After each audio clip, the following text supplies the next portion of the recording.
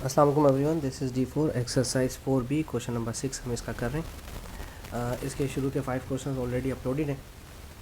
इसमें कहते हैं द डायग्राम, अच्छा कम्युलेटिव फ्रीक्वेंसी वाला टॉपिक है, तो आपको कम्युलेटिव फ्रीक्वेंसी वाली चीज़ें याद होंगी, तो उम्मीद करता हूँ।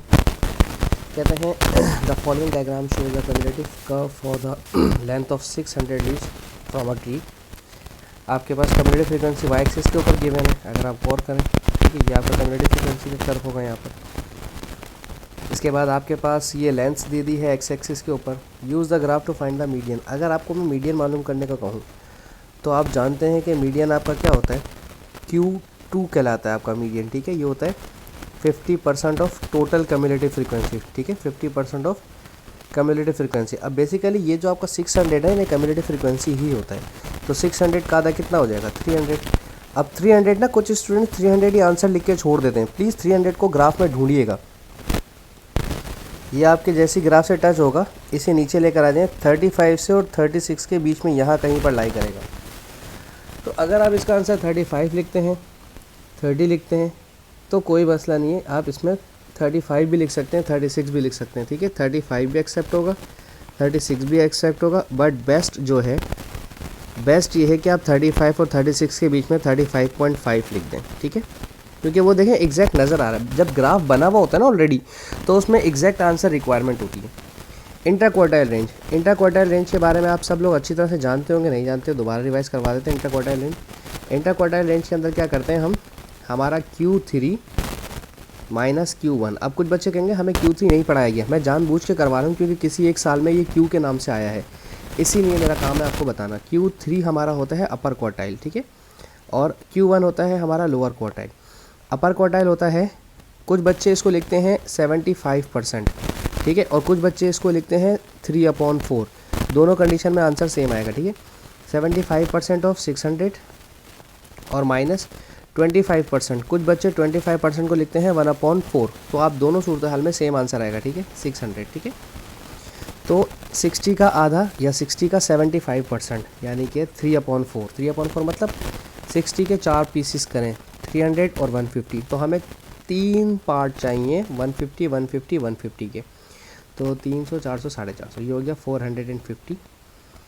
ये ग्राफ में चाहिए मुझे। ठीक है, पहले माइनस ना कर दीजिएगा खुदा के वास्ते।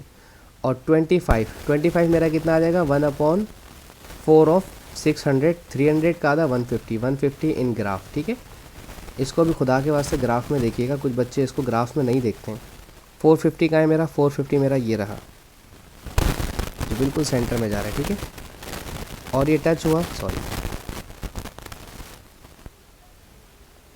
और ये मेरा टच हो रहा है एग्जैक्टली यहाँ पर। ठीक है, और ये कहाँ जा रहा है, अगर मैं इसको ऑब्ज़र्व करूँ तो ये 37 और 38 के बीच में है। 37 और 38 के बीच में, तो मैं 37.5 ले रहा हूँ। ठीक है, माइनस 150 मेरा आएगा यहाँ बिल्कुल सेंटर में,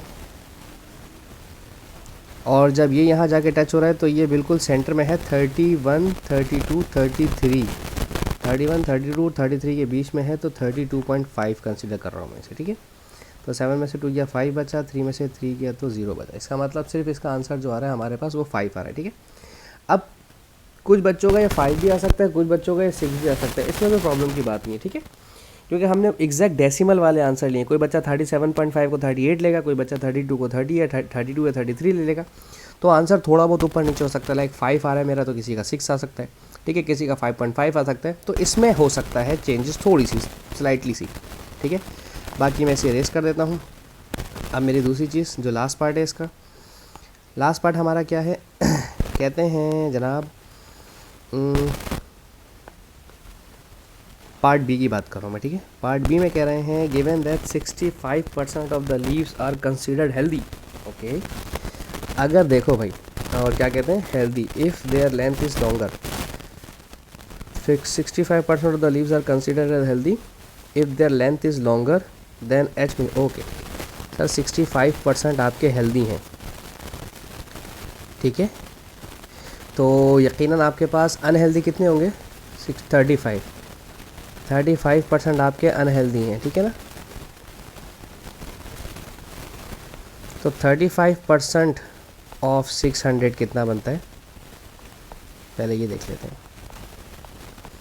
किसी बच्चे का सवाल ये है कि मैं 35% क्यों निकाल रहा हूँ, अभी बताता हूँ। 6 5 ज़ा 30, 6 ज़ा 18, 19, 20, 21, 210। देखें ये रहा मेरा 100, ये रहा मेरा 200 और यकीनन ये रहा मेरा 210। जैसे ही मेरी लाइन से यहाँ टच हुआ मैं इसको नीचे ले गया, ठीक है। ये वो सारे हैं जो अनहेल्दी हैं, ठीक है। ये वो सारे हैं जो अनहेल्दी हैं। 34 मेरे अनहेल्दी हैं, सही है।